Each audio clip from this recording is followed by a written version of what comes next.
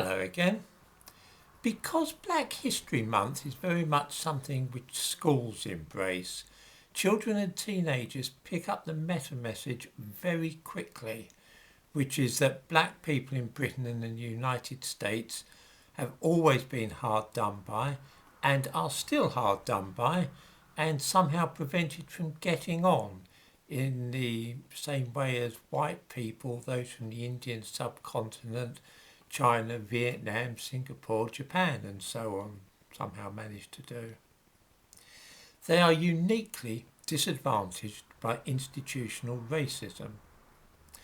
After all, if it were not so, then surely the best universities such as Oxford and Cambridge would have as many black students as they do ones from China and Singapore. Let's see what the nature of the problem actually is and what it is which is preventing young black people from getting on and attending Oxford, becoming architects, surgeons, barristers, vets, civil engineers, quantity surveyors and so on. In Britain, getting into the best universities and then qualifying for some of the more lucrative professions depends on what A-levels you take and the grades which you get in them. In other words, an 18-year-old with 4 A-levels at A* will have an excellent chance of being able to get into a profession of his or her choice. This is assuming that the A-levels are in subjects such as mathematics, English language, literature, physics and so on, the things which many of us call proper subjects. The problem is that black teenagers don't do as well in their A-levels as white teenagers or Chinese ones or those of Indian heritage. 20% of white kids get 3 A's or better at A-levels, but only 12% of black kids of African origin. That's a very big difference. I give links in the description to this video to the most recent GCSE and A-level results, which are sorted by ethnicity. What causes this achievement gap? After all, if we just look at those results, it could just as well be that racism is holding the kids back and perhaps teachers are ignoring them or excluding them from school or something. So just looking at the A-level results alone doesn't tell us a great deal. It could be racism, it could be inherent differences. We have to look a little bit more deeply at the subject to see what is really happening and why the racism idea is improbable. We need to look at the situation with GCSEs, which are taken a couple of years before A-levels. If teachers and schools really are racist and forever displaying prejudice against or excluding from school black pupils, then you would expect to see the same picture at GCSE as you do at A-levels, only you don't. What you see is that at GCSE, pupils of black African origin actually do slightly better than white English pupils. This is odd. They do better than white kids at 16, but then at 18, black kids fall behind dramatically and do poorly in their A-levels. What's actually going on there?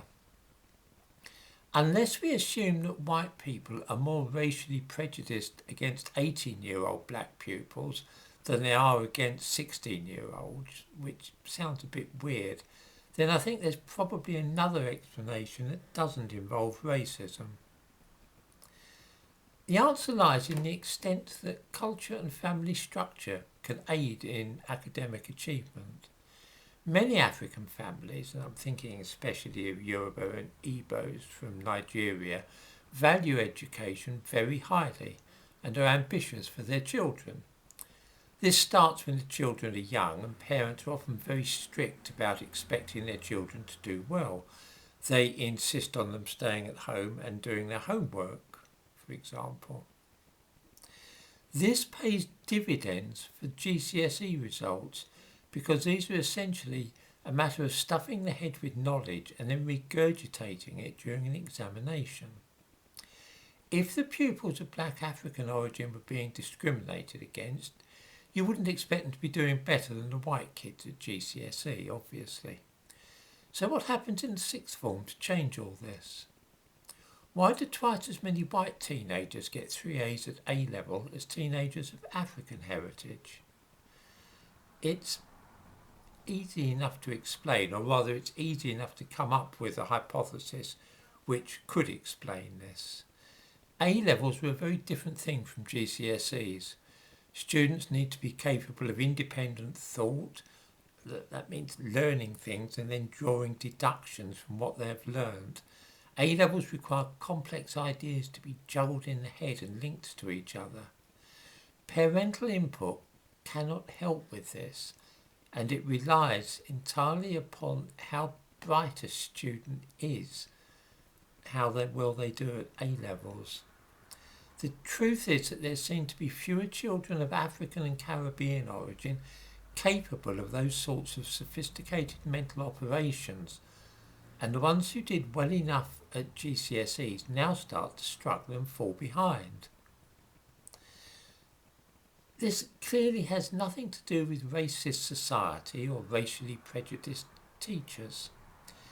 It is that change of gear from what is required at GCSE and what is needed intellectually at A-level study which is the only variable here. It looks, on the face of it, as though this is a matter of inherent ability.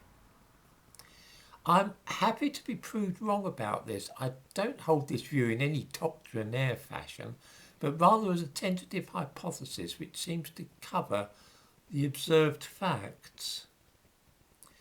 After all, precisely the same thing is seen with the American Scholastic Aptitude Test, which universities use in the United States to determine admissions.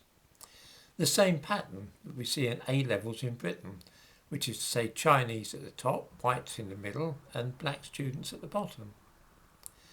This then is the real reason why you will seldom encounter a black architect.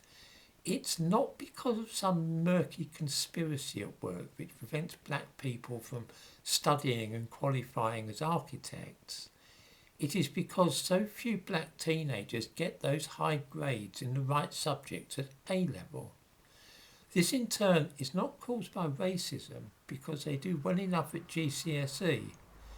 This looks to be a genuine phenomenon, something to do with the abilities of those of African heritage as opposed to those whose families are from Europe or Asia. I would be very interested to hear any other explanation for what is seen, and I will certainly consider any alternative ideas very carefully. But at the moment, there seems to be one economical hypothesis which explains what we observe.